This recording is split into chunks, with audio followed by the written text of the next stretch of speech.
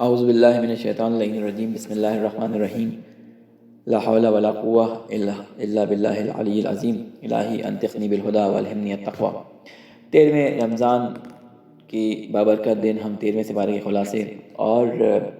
13ویں دن کی دعا کی آپ کے سامنے مختصر سی تفسیر مؤسسہ مشکات کی طرف سے پیش کر رہے ہیں۔ اب تک الحمدللہ خدا کے فضل و کرم سے رمضان کا مہینہ تیزی سے گزرتا جا رہا ہے، اور ہم نے اپنی کوشش کی ہے کہ خود بھی اور اپنے ساتھ تمام سننے والوں، اپنی بہنوں اور اپنے بھائیوں کو ان معارف سے جو کہ اللہ تعالیٰ نے اس مہینے میں جو رحمتیں نازل کی ہیں، ان معارف کے ذریعے ان کی آشنائی اور آگاہی کو جو ہے وہ درک کرنے کی ہم سب کو اللہ توفیق فرمائے، اور ہم نے کوشش کی ہے کہ کسی نہ کسی طریقے سے ہم بھی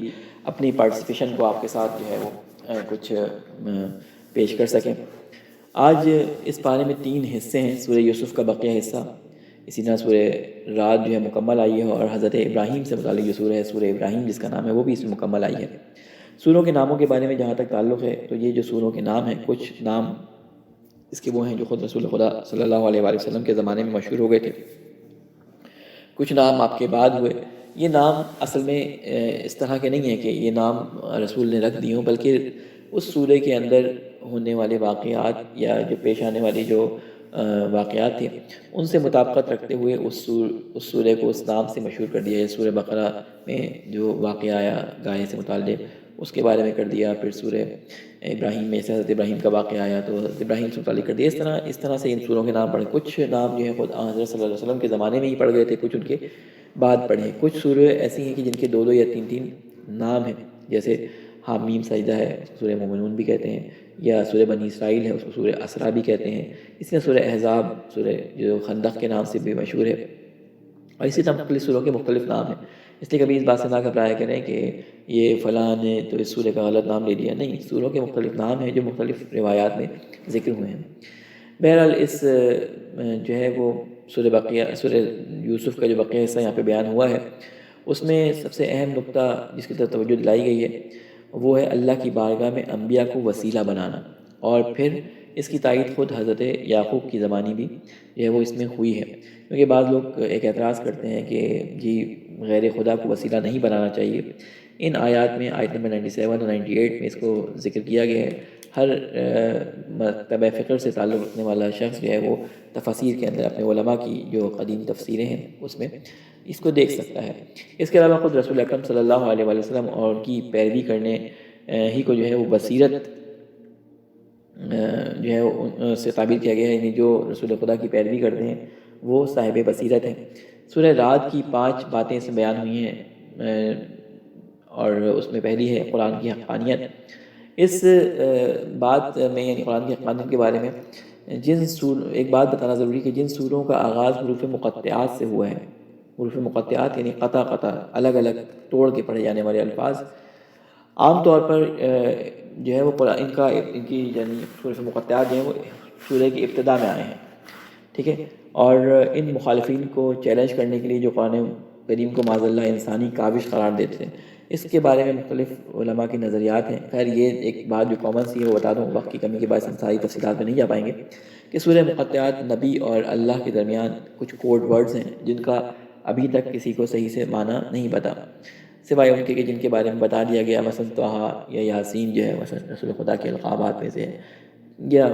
کچھ اور چیزوں کے بارے میں، لیکن کوئی واضح اس کے بارے میں تفسیر موجود نہیں ہے۔ یہ اللہ اور رسول کے درمیان کچھ کوڈ ورڈز ہیں۔ توحید کا ذکر ہے اس کے اندر کہ آسمان اور زمین، سورج اور چاند اور رات اور یہ ساری چیزیں جو ہیں، یہ پھل وغیرہ، یہ سب جو ہے موت و زندگی اس اکیلے کے دست قدرت میں، یعنی اللہ کے پاس ہے، اللہ کے دست قدرت میں سب کچھ ہے۔ اللہ واحد اور احد ہے، اسی نے جو ہے وہ چاند بھی پیدا کیا، اسی نے سورج بھی پیدا کیا، اسی نے جو ہے وہ مختلف مخلوقات کو پیدا کیا۔ اللہ نے انسانوں کی حفاظت کے لیے فرشتے مقرر کیے، اس لیے اللہ کی توحید میں کسی کو شریک ٹھہرانا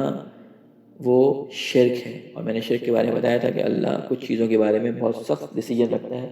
اللہ کہتا ہے یہ اگر کسی نے کام کیا تو میں ان کو نہیں بخشوں گا، ان میں سے ایک جو ہے وہ شرک ہے۔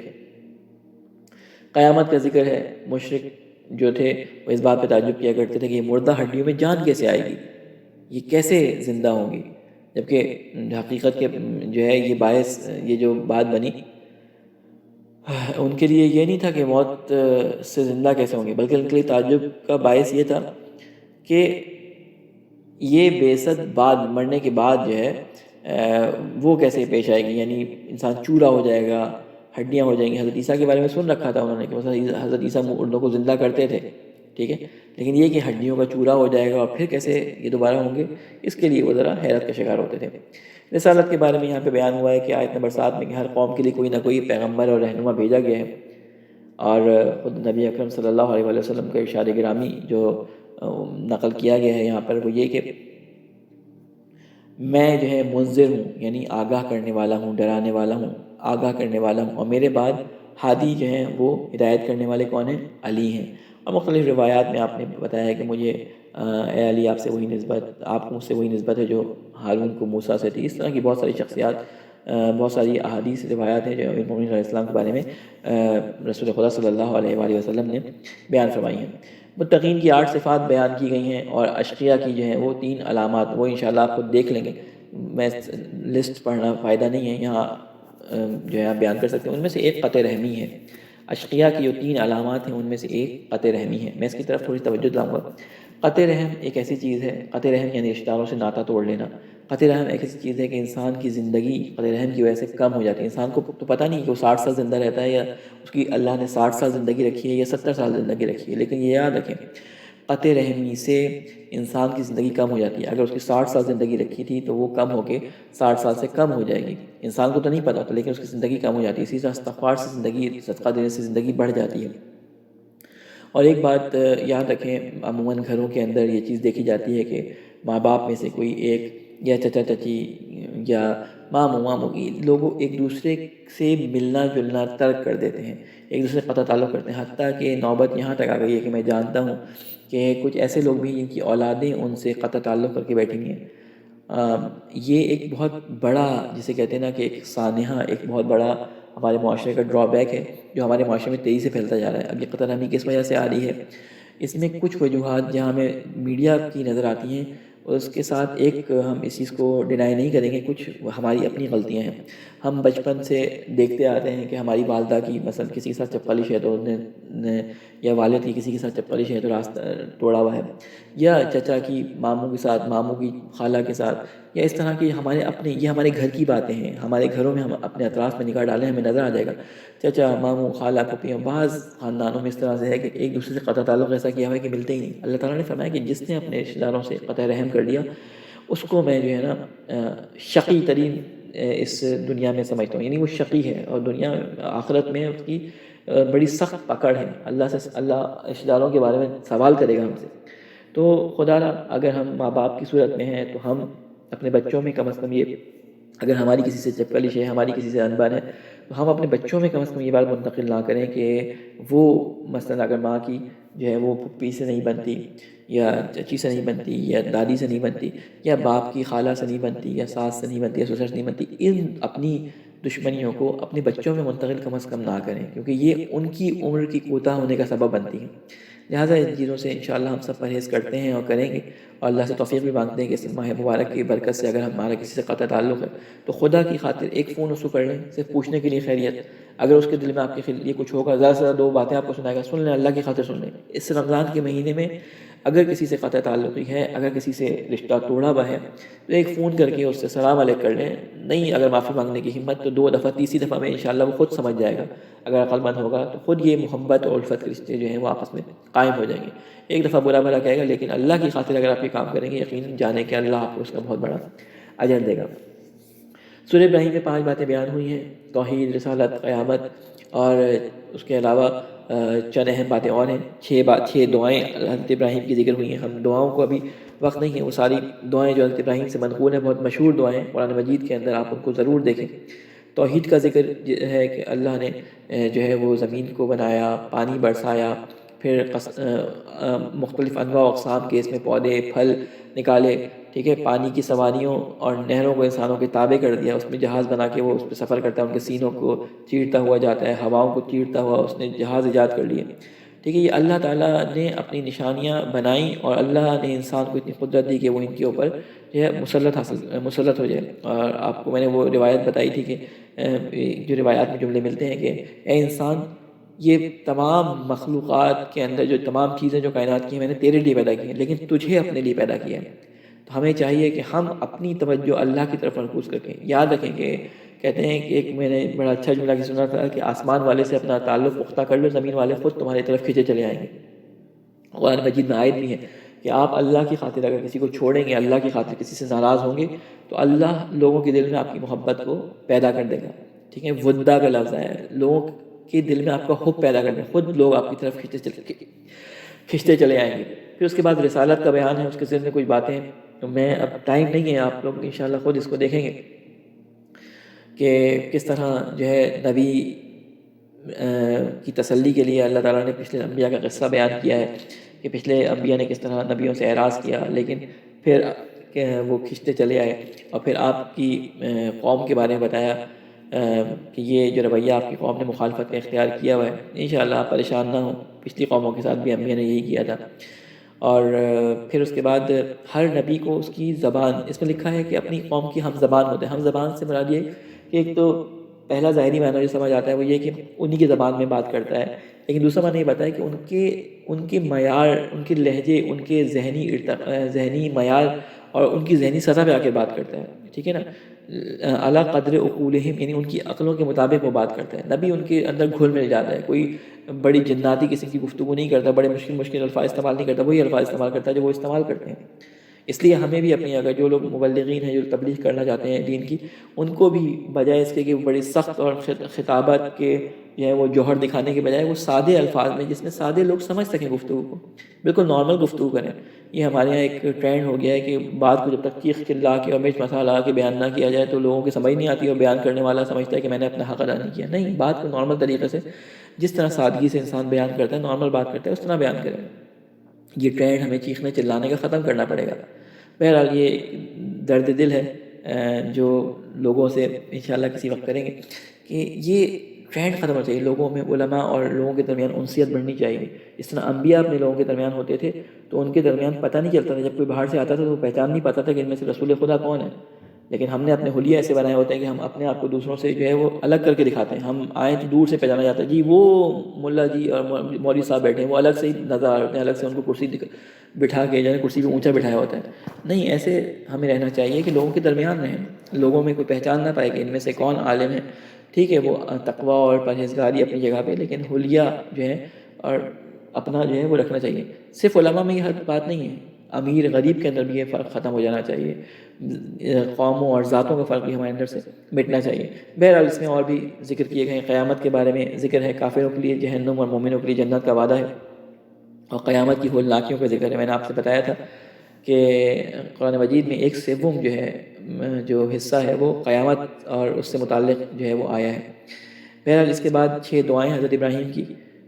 آیت نمبر 35 میں امن کے لیے دعا کی گئی ہے، آیت نمبر 36 کے اندر جو ہے بت پرستی سے حفاظت کے لیے دعا کی گئی ہے، اسی طرح رزق کے لیے 37 میں ذکر ہے، دلوں کی میلان، دلوں کے اندر رغبت پیدا کرنے کے لیے، دلوں کے اندر جو چیز ہم چھپاتے ہیں یہ بات بتانے کے لیے اللہ تو اس سے مخفی نہیں ہے، آیت نمبر 38 میں ذکر ہوا ہے۔ اسی طرح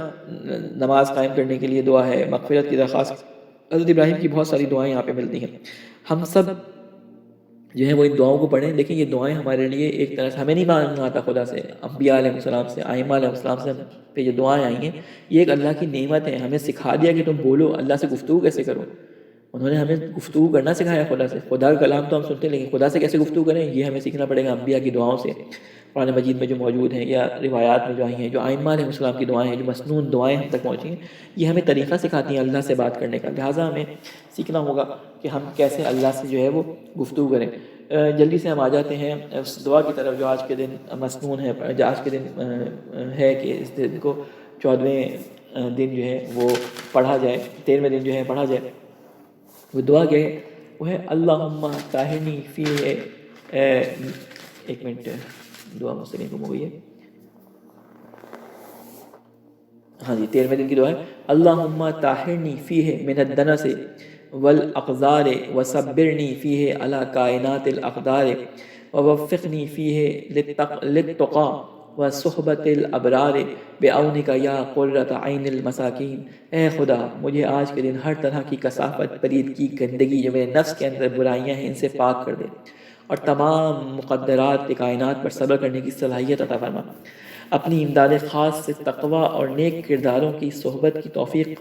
ان کی ہم نشینی کی توفیق عطا فرما کہ تو تمام مساکین کی آنکھوں کی ٹھنڈک ہے۔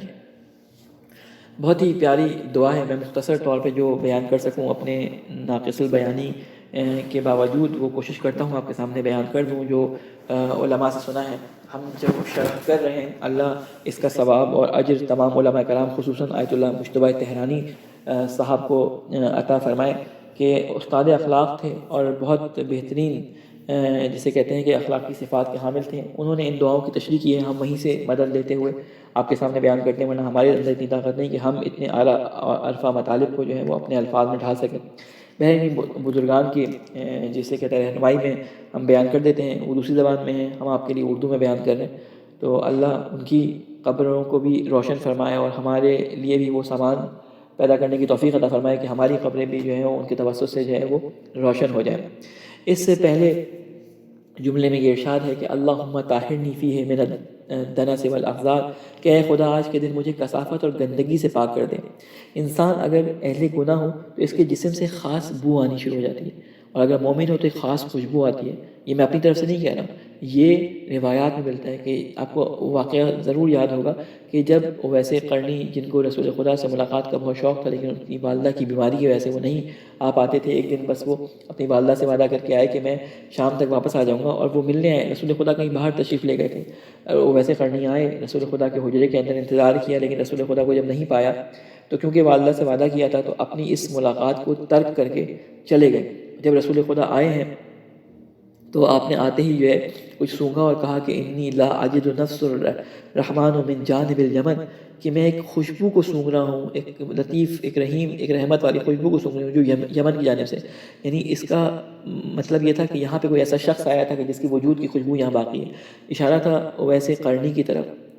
جو وہاں آئے تھے اور ان کی پاکیزہ روح کی خوشبو وہاں پہ رچ بس گئی تھی۔ تو یہ روایات میں جملے ملتے ہیں، یہ زبانی باتیں نہیں ہیں، یہ سب آپ کی سنی ہوئی روایات ہیں۔ پھر روح کو جو گندگی لگ جاتی ہے، روح کے اندر جو بو آتی ہے، اس کو دور کرنے کا طریقہ بیان فرمایا ہے کہ شبہناک غذاؤں سے بچا جائے۔ جو ہے وہ رمضان کا مہینہ ہے، خصوصاً جو سارے سال میں ہم سے اگر کوئی غلطی ہو جاتی ہے تو رمضان میں سادی غذائیں کھائیں، مرغن اور اس طرح کی غذائیں کھانے سے بہتر ہے کہ ہم خیال رکھیں اپنے اطراف میں۔ میں ابھی ایک ویڈیو دیکھ رہا تھا کہ ایتھوپیا کسی افریقی ملک کی تھی کہ کس طرح ان بچوں کو کھانے کو نہیں مل رہا، اور ہم یہاں پہ بعض ویڈیوز آتی ہیں کہ بوفے لگے ہوئے ہیں افطار کی دعوتوں میں۔ اب تو الحمدللہ لاک ڈاؤن نے سب کو ہی قید کر دیا، میں نے پچھلے سالوں میں پاکستان کے اندر میں نے جو حالت دیکھی تھی مجھے افسوس ہوا کہ افطار پارٹی ایسا لگتا تھا کہ کسی کا ولیمہ ہو رہا ہے، بوفے لگے ہوئے ہیں، کئی انواع اقسام کے کھانے ہیں۔ یہ کھانے کا بھی انسان جو ہے وہ بھول جائے اس محفل کے اندر جا کے وہ کس پاکیزہ عمل کے اندر جو ہے وہ اس کو افطار کا جس کا ثواب رکھا تھا، لیکن وہ جو غریبوں کو بھلا کر اس طرح کے کام کیا جائے جس میں صرف ایسی دعوت جس میں صرف عمرا ہو شامل، امیر شامل ہو، غریبوں کا اس میں خیال نہ رکھا جائے، تو اس دعوت پہ کوئی اللہ کی رحمت نازل نہیں ہوتی۔ بہرحال یہ آپ لوگوں کے اپنے معاشرے کے اندر پیدا ہونے والے مسائل ہیں اور آپ کے سامنے نظر آتے ہیں، میں صرف ایک ہائی لائٹ کر رہا ہوں آپ کے سامنے۔ بہرحال روح کے اندر ایک بو جو آ جاتی ہے اس کو دور کرنے کے لیے اللہ نے طریقہ بنایا ہے کہ عبادت اس رمضان میں جو ہے حرام اور شبہناک غذاؤں سے بچیں تاکہ روح کی ایک کثافت دور ہو۔ اس کے علاوہ ایک جملہ اس میں آیا ہے الدنس والاقذار، اس سے مراد یہ ہے کہ کثافت اور پلیدی ہے جو گناہ کی وجہ سے روح کے اندر جو ہے پیدا ہو جاتی ہے، روح کو زنگ لگ جاتا ہے، روح زنگ آلود ہو جاتی ہے۔ اس کا علاج جو بتایا گیا وہ یہ بتایا گیا کہ کثرت سے جو ہے وہ تلاوت قرآن کرے، خصوصاً سحر کے وقت۔ روایت ہے کہ جس طرح لوہے کو زنگ لگ جاتا ہے اسی طرح انسان کے قلب میں بھی زنگ لگ جاتا ہے، لہٰذا استغفار اور قرأت قرآن کے ذریعے اس کو پاک کرو، اس کو جلا بخشو، اس کو نورانیت بخشو۔ دوسری چیز جو روح کے زنگ کو صاف کرنے کے لیے، قلب کے اوپر زنگ لگے ہوئے حصے کو صاف کرنے کے لیے جو بیان کی گئی ہے وہ یہ ہے کہ یتیموں اور مسکینوں کی مدد، دستگیری، ان کے ہاتھوں کو تھام لیا جائے۔ یہ بھی ایک قلب میں نورانیت اور سکون کا باعث بنتا ہے۔ آپ میں سے جو صاحب ثروت ہیں، جن کے پاس اللہ نے توفیق دی ہے کہ وہ کسی غریب کی مدد کر سکتے ہیں، آپ کسی ایک بچے کی کفالت، ضروری نہیں کفالت سے مراد یہ کہ آپ اس کو گھر میں لیں، نہیں، کفالت سے مراد یہ کہ آپ دیکھیں اپنے سب سے پہلے اپنے خاندان میں دیکھیں، اگر خاندان میں سفید پوش جو لوگ ہیں ان کے بچے جو صلاحیت رکھتے ہیں، جو صلاحیت نہیں بھی رکھتے ہیں، ان کی بھی کفالت، وہ بھی اس معاشرے کا جز ہے، ان کو بھی ہمیں ہاتھ بڑھا کے ہاتھ پکڑ کے ان کو اوپر اٹھانا پڑے گا۔ ضروری نہیں کہ صرف صلاحیت والے بچوں کی کفالت دی جائے، نہیں، ایک اللہ کی خاطر آپ ایک ایسے بچے کی کفالت لے رہے ہیں جو پڑھنے میں ذرا کمزور ہو، لیکن اس کے ماں باپ افورڈ نہ کر پاتے ہیں اس کو اچھے اسکول میں، تو آپ اس کی کفالت لے رہے ہیں، اس کو پڑھائیں۔ یقین کریں ایک بچے کی کفالت آپ کو قیامت کے دن اللہ کے جو نبی ہیں اس سے نزدیک بھی کرے گا، ائمہ علیہ السلام کا قرب آپ کو عطا کرے گا۔ تو اس کو سنبھالیں، اور اگر ہم چاہتے ہیں کہ امام زمانہ کے ناصر بنے، امام زمانہ کے ناصرین میں شامل ہوں، تو ہمیں وہ کام کرنا پڑے گا جو ہمارے ائمہ کیا کرتے تھے۔ وہ راتوں کو بوریاں اٹھا کے لوگوں کو جاتے تھے، یتیموں کی مدد کرتے تھے۔ ہم بھی اگر یتیموں کی مدد نہیں کریں گے تو ہم ان کے صرف پکارنے والوں میں رہ جائیں گے، ان کے مددگاروں میں شامل نہیں ہو سکیں گے۔ لہٰذا خدا سے اس مہینے میں دعا کریں کہ خدا ہم سب کو توفیق عطا فرمائے کہ ہم یتیموں اور غریبوں کے ساتھ ان کا حق ادا کر سکیں۔ اس کے بعد اس کے اندر اللہ تعالیٰ نے اس میں جو دعا ہے اس میں یہ کہا کہ وَصَبِّرْنِي فِيهِ عَلَىٰ كَائِنَاتِ الْأَقْطَارِ، اس جملے میں ہم خدا سے دعا کرتے ہیں کہ ہمیں اپنی قضاء و قدر پر راضی رکھ۔ اللہ نے ہمارے لیے لوح محفوظ کے اندر ایک قضاء و قدر لکھ لی ہے، ہم لاکھ اپنی کوششیں کر لیں، بعض چیزیں جو ہیں ہمارے ہاتھ میں ہیں، لیکن بعض چیزیں جو ہیں وہ ہمارے لیے مقدر کر دی گئی ہیں۔ اگر غربت غریبی ہمارے لیے رکھی گئی ہے تو ہمیں اس پہ صبر کرنا ہے، اگر اللہ نے ایک مصیبت بیماری ہمارے لیے رکھی ہے تو ہمیں اس پہ صبر کرنا ہے، ہم اپنی طرف سے پوری کوشش کریں علاج کروانے میں، ان چیزوں میں، لیکن اگر نہیں آتی تو ہم اس پہ صبر اور شکر کریں، یا اللہ کی مشیت سمجھ کے اس پہ راضی رہیں، یہ سوچ کے راضی رہیں کہ اس مصیبت میں اللہ ہمیں دیکھ رہے ہیں، ہم اس کے سامنے ہیں۔ یہی ایک چیز ہمارے لیے تسلی کا باعث ہونی چاہیے کہ خداوند کریم فرماتا ہے کہ ہم آزماتے ہیں، ٹھیک ہے، وَلَنَبْلُوَنَّكُمْ بِشَيْءٍ مِّنَ الْخَوْفِ وَالْجُوعِ وَنَقْصٍ مِّنَ الْأَمْوَالِ وَالْأَنفُسِ وَالثَّمَرَاتِ وَبَشِّرِ الصَّابِرِينَ، کہ ہم تمہیں آزمائیں گے۔ اگر تم نے یہ سمجھ لیا ہم تمہیں نہیں آزمائیں گے تو یہ بھول ہے تمہاری۔ اگر بہت اچھی زندگی گزر رہی ہے تو ہمیں سوچنا چاہیے کہ یہ کوئی نہ کوئی نقصان ہے ہمارا، لہٰذا اللہ تعالیٰ نے فرمایا کہ ہم تمہیں بھوک، خوف، مال کی کمی، اور جسے کہتے ہیں اولاد کی کمی، اور ان تمام چیزوں سے تمہیں آزمائیں گے، اور خوشخبری ہے ان لوگوں کے لیے جو صبر کرنے والے ہیں۔ بہرحال میں مختصر کر کے چل رہا ہوں کہ جب مصیبت آئے تو زیادہ سے زیادہ ہمیں جو حکم دیا گیا روایت وہ یہ کہ ہم کلمہ استرجاع جاری کریں، یعنی انا للہ و انا الیہ راجعون۔ یہ کلمہ روایات میں آیا ہے کہ اگر کوئی مصیبت آ جائے، کسی کا انتقال ہو جائے، کوئی مال ضائع ہو جائے، کوئی بھی مصیبت آئے، اس میں یہ کلمہ زیادہ سے زیادہ کثرت سے پڑھنا چاہیے۔ اور یہی لوگ ہیں جن پر جو ہے وہ اللہ اور اس کے اولئک علیہم الصلوات من ربہم ورحمۃ واولئک هم المہتدون، کہ اللہ کی طرف سے ان پر رحمت ہے اور ان کے اوپر صلوات ہے، سلام ہے، اور یہی لوگ ہدایت یافتہ ہیں۔ پھر اس روایت کا جملہ ہے وَوَفِّقْنِي فِيهِ لِلتُّقَىٰ، خدا سے تقویٰ کے حصول میں موافقیت کی دعا کریں گے۔ اس تقویٰ کے حصول کی جو ہم کوشش کریں اس میں ہم کامیاب ہو سکیں۔ اس ماہ مبارک کے اندر اگر ہماری کوششیں تقویٰ کے درجات کے لیے ہیں تو دنیا اور آخرت دونوں میں ہمیں تقویٰ کے اللہ سے دعا ہے کہ تقویٰ کے درجات حاصل کرنے کی توفیق عطا فرمائے۔ اس کے بعد آخری جملہ ہے وَصُحْبَةِ الْأَبْرَارِ، اور ہمیں اچھے لوگ نصیب فرما، جو ہمارے اچھے دوست ہیں وہ نصیب فرما، جو ہمیں اللہ کی راہ، اللہ کے راستے کو جو دکھائے، بد لوگوں سے، بد دوستوں سے جو ہمیں دوری عطا فرمائے۔ بِعَوْنِکَ یا قُرَّۃَ عَیْنِ الْمَسَاکِین، خدایا اپنی یاری اور مدد سے میری ان دعاؤں کو، ہماری ان تمام دعاؤں کو اپنی بارگاہ میں قبول و مقبول فرما۔ ربنا تقبل منا انک انت السمیع العلیم برحمتک یا ارحم الراحمین۔